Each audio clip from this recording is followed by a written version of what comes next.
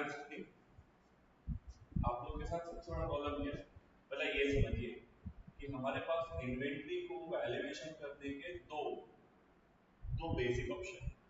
पहला है predict inventory system. कहते हैं predict inventory system is a method of ascertaining inventory by taking an actual physical count। अब actual physical count के लिए क्या करना होता है? एक्चुअल फिजिकल काउंट जब हम करने जाते हैं तो हमें ये तो पता होता है कि हमारे पास साल की शुरुआत में कितना था, हमें ये भी मालूम होता है कि हमने इस साल कितना परचेज किया है, यस और नो। तो हम क्या करते हैं ओपनिंग स्टॉक में भाई हमारे और कितना परचेज किया उसे ऐड करते हैं और उसमें से माइनस करते हैं, क्योंकि हमने फिजिकली काउंट किया है, क्योंकि हमने फिजिकल काउंट किया तो हमें पता है कि हमने इस साल हमारे गोडाउन में कितना इन्वेंटरी बचा हुआ है। तो हम क्या करते हैं opening stock plus purchase minus हमारे पास क्लोजिंग स्टॉक जो है वो माइनस करते हैं। इससे हमें पता चलता है कि हमने अपने साल में कितने कॉस्ट के गुड्स सोल्ड किए, that is cost of goods sold, कि मैंने कितने कॉस्ट वाले गुड्स सोल्ड किए, यस और नाउ दूसरा होता है perpetual inventory system. Perpetual inventory system में क्या होता है ना कि हम recording of inventory balances after each receipt and issue. क्या होता है हम ईच रिसीट एंड इशू मतलब हम कितना इन्वेंटरी आ रही है कितना गोडाउन से जा रही है हर बार रिकॉर्ड करके क्लोजिंग स्टॉक निकालते जाते हैं। इसमें क्या होता है हम कभी भी साल के एंड में फिजिकली पूरे गोडाउन को बंद नहीं करते, स्टक नहीं करते, बिजनेस को रोकते हैं। हम बिजनेस में क्या करते हैं रेगुलरली उसमें कैलकुलेशन करते जाते हैं और फिजिकल वेरिफिकेशन नहीं करते। तो ऑन बुक जाके हम क्या करते हैं काउंटिंग करते हैं। तरीका बहुत सिंपल है, आपको इसमें क्या क्या पता होगा। वो कहते हैं कि आप परपेचुअल रेगुलर बेसिस पे आप स्टॉक फाइंड आउट कर रहे होगा तो आपको ये मालूम होगा कि आपके पास ओपनिंग स्टॉक क्या है। आज सुबह की जैसे मैंने कल शाम को इन्वेंटरी काउंट करके रखी थी तो बाय डिफॉल्ट मुझे आज मालूम है कि मेरा ओपनिंग स्टॉक क्या है, ये भी मालूम है। प्लस मुझे ये मालूम है कि मैंने परचेज ड्यूरिंग द पीरियड मैंने अभी आज कितना दिन में कितना परचेज किया, मैं उसे ऐड करूंगा माइनस इसमें से कितना स्टॉक मैंने भेज दिया है, ये सब भेज दिया मतलब सेल के लिए कितना मेरे गोडाउन से निकल चुका है वो मैं माइनस कर दूंगा। तो मुझे क्या पता चल जाएगा मेरे पास अब दिन के एंड में कितना क्लोजिंग स्टॉक बचा है। तो सीधी सी बात है, देखो आपके पास दो ऑप्शन है, या तो आप दुकान का शटर बंद करो पूरे साल दुकान चलाओ, साल के एंड में दुकान का शटर बंद करो और फाइंड आउट करो कि अब आपके पास कितना स्टॉक है। पर ऐसा करने में नुकसान ये है कि आपको एक दिन पूरा बिजनेस बंद रखना पड़ेगा जब तक आपका सारा स्टॉक वैल्यूड नहीं हो जाता। दूसरा ऑप्शन क्या है, डे टू डे हर दिन शाम को 1 घंटा तेजी से जाओ स्टॉक वैल्यू करने के बाद, that is what perpetual inventory system. अब होता क्या है ध्यान से सुनो, इन्हीं मेथड्स की वजह से ना आपके सामने प्रॉब्लम आती है, मैं बताता हूं। दैट इज व्हाट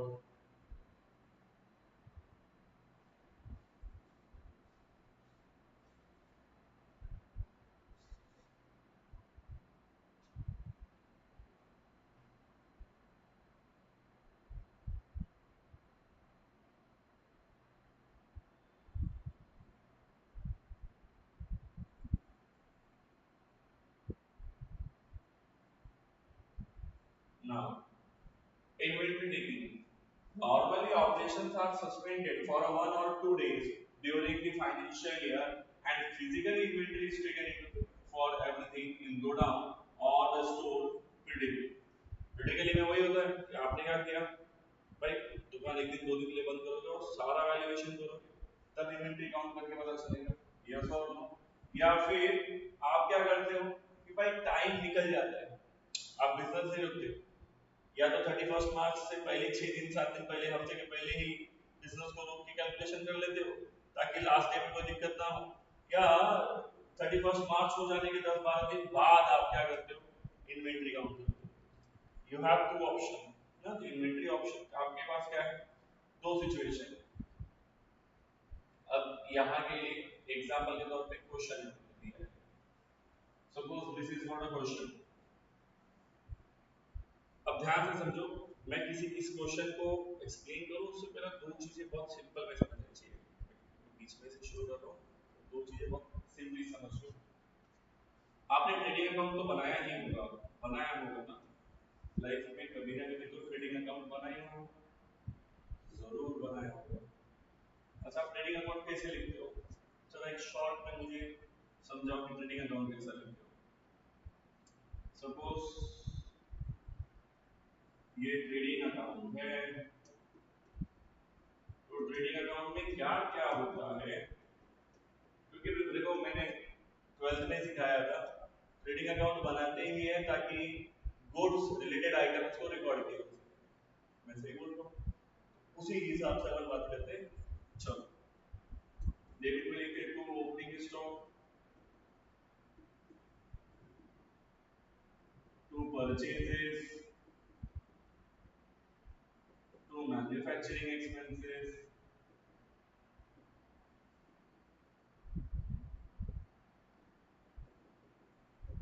बरोबर है। क्रेडिट में लिखते हैं बाय सेल्स और बाय क्लोजिंग स्टॉक।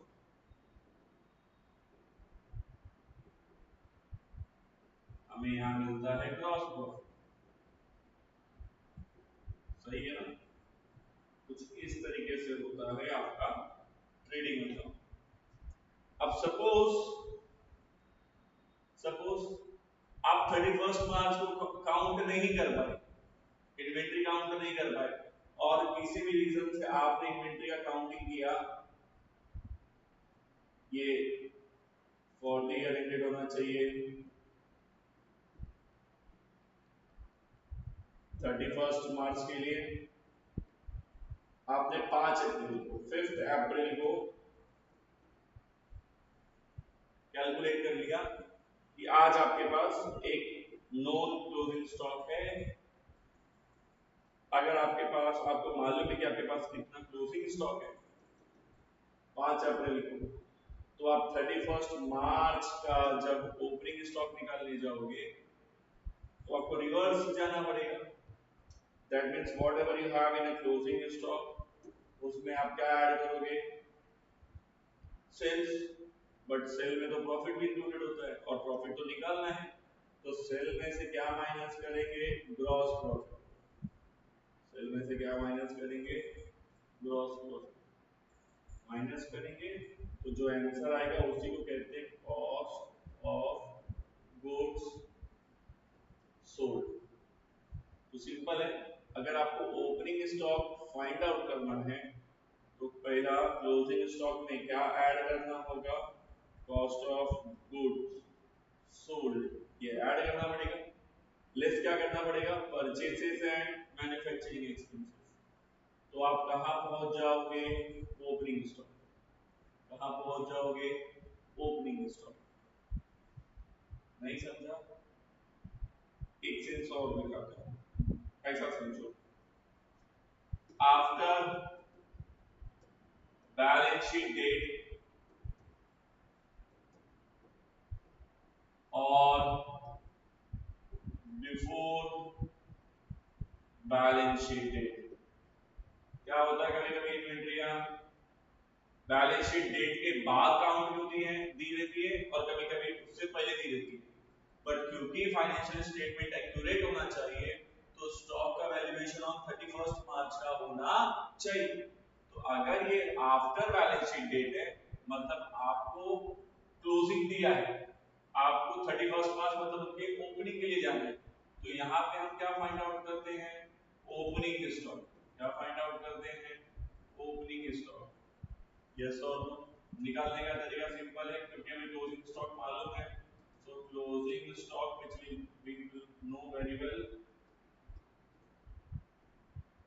known है, उसमें ऐड करते हैं कॉस्ट ऑफ गुड्स सोल्ड, और उसमें से लेस करते हैं परचेसेस एंड एमएफजी एक्सपेंसेस।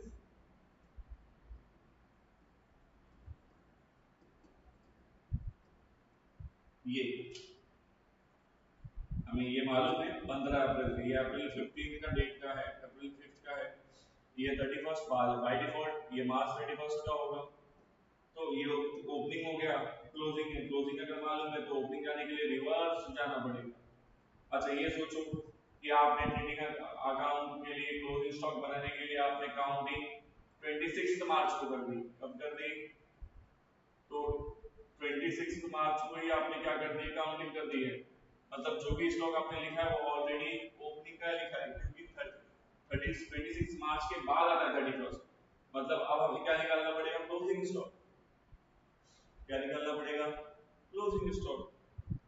कैसे निकालेंगे, वेरी सिंपल, क्लोजिंग स्टॉक निकालना है। इस सिचुएशन में क्या, हमें ओपनिंग स्टॉक मालूम है, ओपनिंग स्टॉक में क्या ऐड होंगे, परचेस और मैन्युफैक्चरिंग एक्सपेंसेस माइनस क्या होगा, cost of goods sold.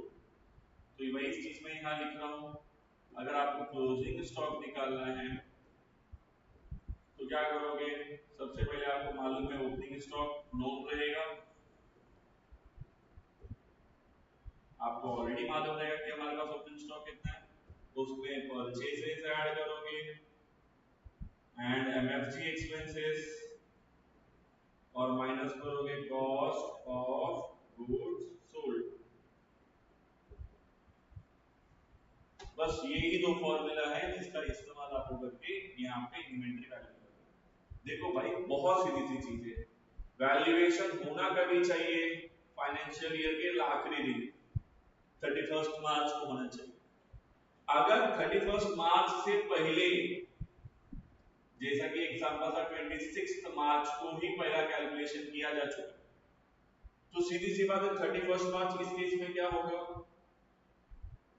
Closing होगा। और आपने जो 26 मार्च को कैलकुलेशन किया है उस कैलकुलेटेड स्टॉक को अपन क्या बोलेंगे, ओपनिंग स्टॉक। क्यों, क्योंकि उसके आगे बढ़ना है अपने को, तो ओपनिंग से अपने को कहां तक जाना है, क्लोजिंग तक।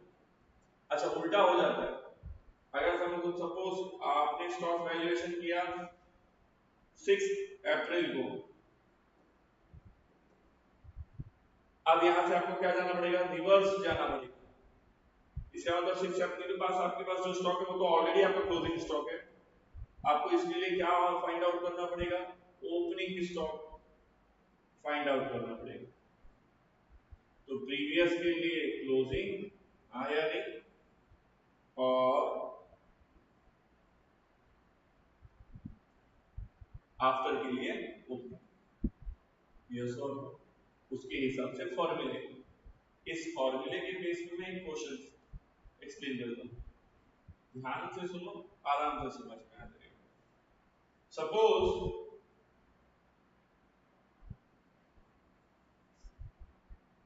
इस क्वेश्चन को देखते हैं, क्वेश्चन नंबर 8 आपके मॉडल का, कहते हैं from the following particular ascertain the value of inventory as on 31st March 2022। आपको 31st मार्च की इन्वेंटरी फाइंड आउट करनी है।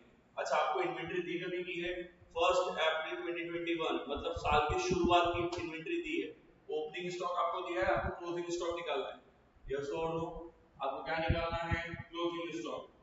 आपको ओपनिंग स्टॉक दिया है, आपको क्या निकालना है, क्लोजिंग स्टॉक। मतलब आपको ओपनिंग स्टॉक दिया, आपको क्लोजिंग स्टॉक निकालना है, यस और नो। ओपनिंग दिया है, अगर ओपनिंग स्टॉक दिया है तो आप क्या निकालते हो, क्लोजिंग स्टॉक निकालते हो। ये वाला फॉर्मूला यूज करना पड़ेगा, we have to find out closing stock, they have already given us opening stock। तो फॉर्मूला क्या होगा, सबसे पहला चलो calculation of closing inventory,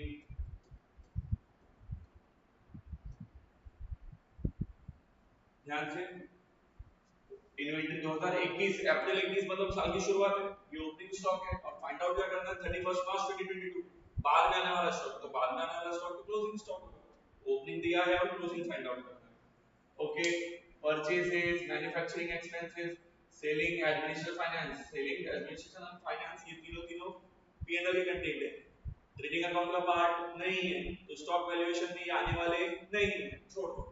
sales, yes और नो, कहते हैं at the time of the valuing inventory as on 31st March 2021, कहते हैं 2021 में मार्च 31, ये अप्रैल 2021 है ना, और ये मार्च 2021 है, मतलब इस साल का जो ओपनिंग है वो लास्ट ईयर का क्लोजिंग था।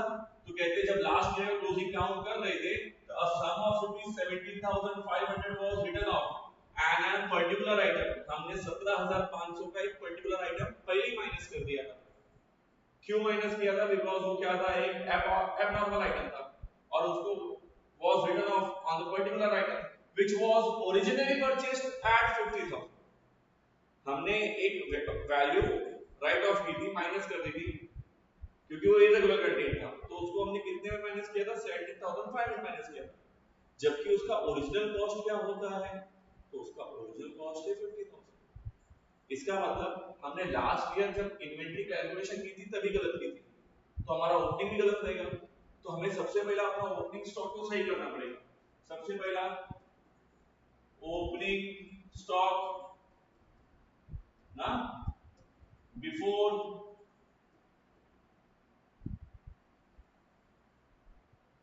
ओपनिंग स्टॉक कितना दिया है, 1,42,500।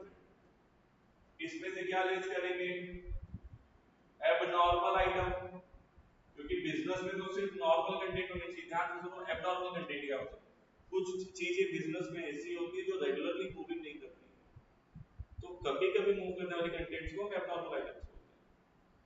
देखो, बिजनेस में इन्वेंटरीज का मतलब होता है जो रेगुलर बिजनेस का आपका पार्ट हो। अगर कोई इरेगुलर कंटेंट आया तो उसको निकाल देना पड़ता है। तो उन्होंने कहा कि एबनॉर्मल आइटम माइनस करना पड़ेगा, तब जाके हमारा नेट ओपनिंग स्टॉक मिलेगा। ये ओपनिंग स्टॉक क्या है,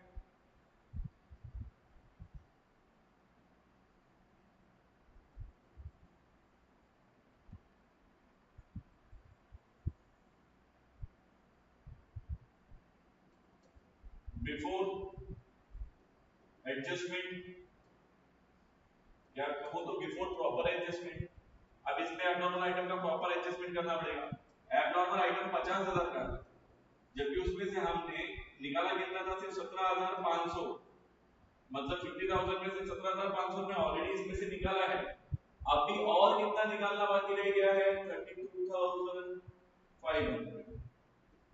कितना निकालना रह गया है, 32,500। वो हमारे स्टॉक का पार्ट नहीं है, माइनस करेंगे तो आंसर आएगा 1,10,000।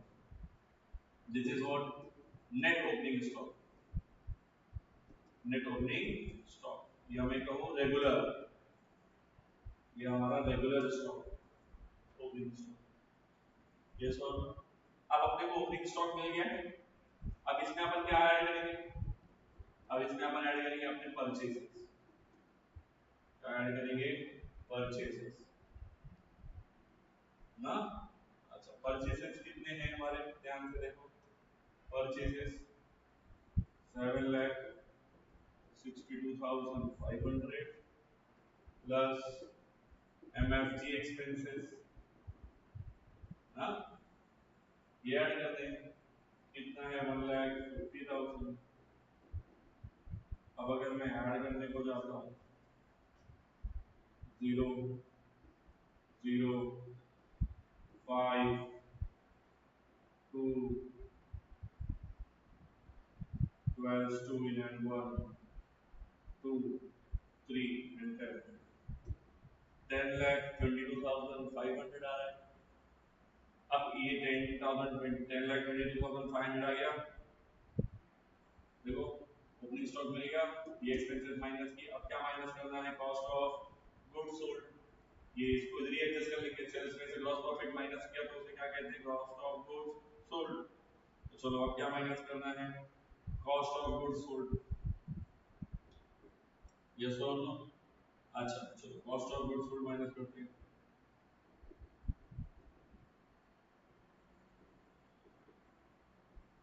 सेल्स कितना दिया है क्वेश्चन में, सेल्स दिया है 12,45,000। उस 12,45,000 में से सेल्स रिटर्न कहीं है क्या, नहीं। लेकिन इस सेल्स की क्या कहते हैं, एक चीज आगे कंटिन्यूएशन में देखो, कहते हैं हमने जो लास्ट ईयर 17,500 निकाला था, जिसका बाकी हमने अब निकाल दिया, तो पूरा एबनॉर्मल आइटम का कॉस्ट निकाल दिया। अगर कॉस्ट ओपनिंग स्टॉक में से कॉस्ट निकाल दिया तो सेल्स में से उसकी सेलिंग वैल्यू भी निकालनी पड़ेगी। कहते हैं वो हमने सोल्ड किया ड्यूरिंग द ईयर, इस साल कितने में सेल किया था, 45,000 में। 12,45,000 में से sale of abnormal item, yes और नो। एबनॉर्मल कॉस्ट निकाल दिया तो एबनॉर्मल इनकम भी निकालना पड़ेगा। Sale of abnormal content minus करेंगे तो अब हमारे पास एक्चुअल सेल्स कितना आता है, 12 lakh is the net sales. हाँ या नहीं?